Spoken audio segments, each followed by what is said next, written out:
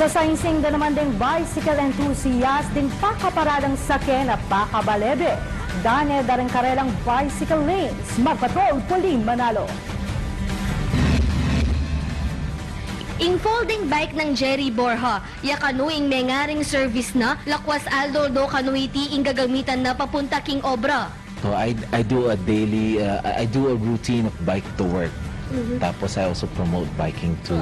Oneng king Aldo do na kanong pamagdalan king Lazatin Boulevard, king Ciudad San Fernando. Meging problema na kanuding paka park asakyan king gewang bike lane ding makiupaya. The vehicles na dumadaan, they have no regard for the cyclist.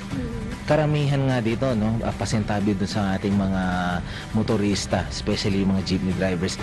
Minsan, they would just pull over. Magpo-pull over yan ng hindi man lang iniisip na medyo mabilis din yung cyclist ang nasa giliran. Yung parang hindi, kasi nakikita naman yan doon sa side mirror nila na, or at their side. Tigaga na kanda pa ing karelang kaligtasan, lakwas uling ating makasabat king bike lane. Kailangan daw makiyagnan kareng mga bilis asakyan king main road. Nakakatakot po kasi nakaarang siya eh. Oo. Magsaside ka sa Ano reaksyon? Agpang naman kareng makiupaya, gewaing bike lane ngayon banwa para kareng magbisikletang daralan king lugar.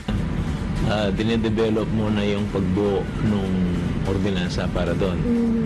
Ang kagandahan lang, nauna lang yung lane bago yung ordinance.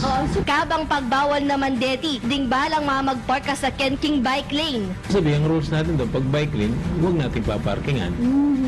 Eh lang nga ngayon, binabawalan muna namin ang nagiging violation ng mga ano doon, yung illegal parking kasi hindi naman talaga dapat parkingan kahit nawala yung bike lane.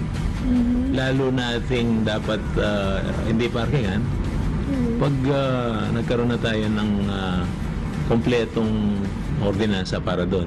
Anya na manusok deti kareng motorista, alis siyan ing pamagparking mismong bike lane. Talaga namang hindi siya parking. Hindi pinaluwang yung kalsada, hindi para gawin siya ng parking lang.